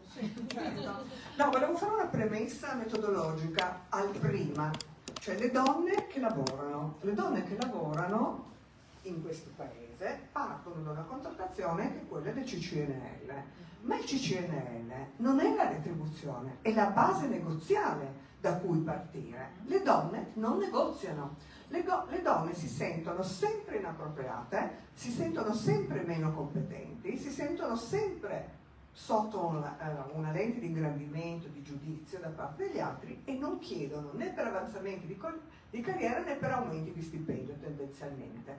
Quindi già in ingresso, a Ticon Zero, gli uomini in media vanno a guadagnare 5.000 euro in più all'anno. Questo si proietta mano a mano nel corso di una eventuale carriera. Non tutti vogliono fare carriera, questo è evidente, ma di conseguenza oggi in media le donne in Italia guadagnano circa il 13% in meno degli uomini. Ora, naturalmente noi dobbiamo chiedere alle grandi aziende di portare la parità retributiva e di pubblicare, così come è stato chiesto dall'Unione Europea, il range retributivo offerto per quella determinata posizione, perché magari la posizione mi sembra interessante ma la retribuzione non è in linea con le mie aspettative e viceversa. L'altra cosa che io credo estremamente fondamentale è che le donne vengono sempre non vengono mai considerate assertive come gli uomini, ma vengono sempre considerate elementi di disturbo, cioè la donna non è mai considerata professionalmente adeguata neanche dalla controparte maschile, quindi è una specie di corpo a corpo. Abbiamo avuto la legge Golfo che ha portato le donne nei consigli di amministrazione, dove prima non c'erano, ma comunque la percentuale delle donne nei consigli di amministrazione è marginale e non è aumentata dall'implementazione della legge Golfo. Ci sono addirittura consigli di amministrazione che non hanno minimamente tenuto conto di questo obbligo di legge. Federpharma, il CDA di Federpharma non ha neanche una donna dentro.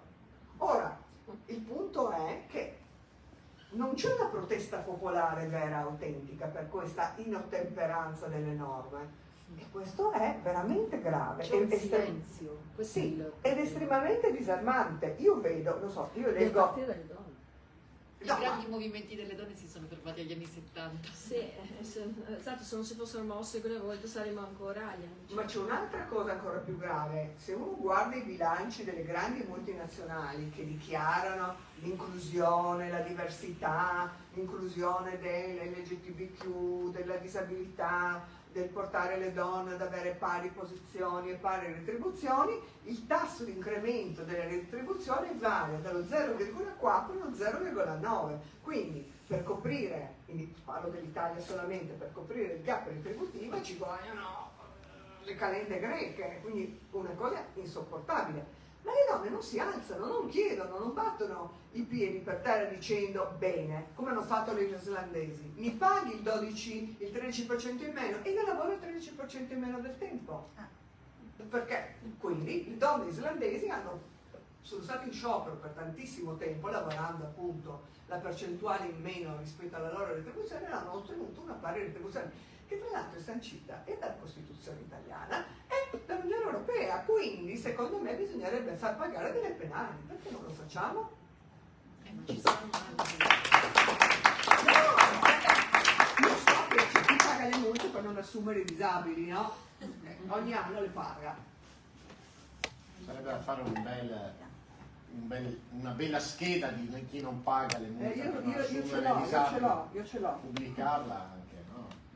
Beh, cosa aggiungere? Solamente, aggiungiamo in chiusura di sostenere quelle persone che per questi temi si batteranno realmente, si spenderanno. Io veramente lo so che nelle ultime settimane l'ho ripetuto tante volte e chi è stato ai miei eventi già mi ha sentito dire questo, ma anche per questo evento io ho invitato alcune realtà della nostra città che si occupano di diritti delle donne, ho chiesto loro di venire, di portare anche la loro testimonianza, non serviva che si schierassero con il partito, con la persona, e non sono volute venire. Allora io mi dico, va bene, io comunque mi batterò per loro, ma nel momento in cui si chiuderà l'ennesimo consultorio, se noi non saremo comunque una forza politica attiva, da chi andranno? Chi difenderà i diritti?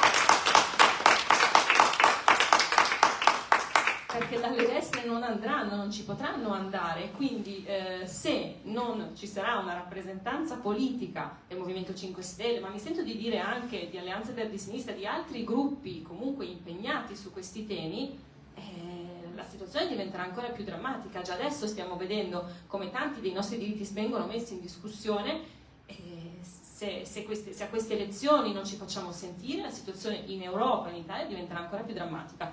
Quindi, niente, vabbè, vi ripeto la mia candidatura, circoscrizione nord-est, 8 novembre 2011.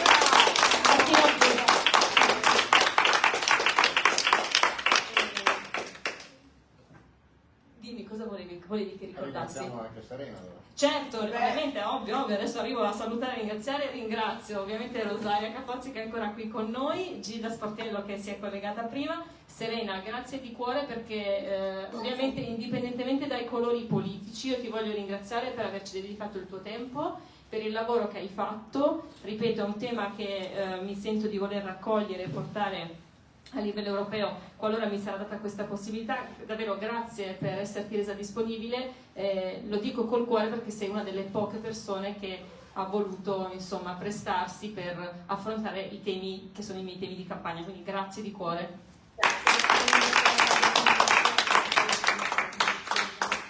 Buon proseguimento a tutti, buon pranzo.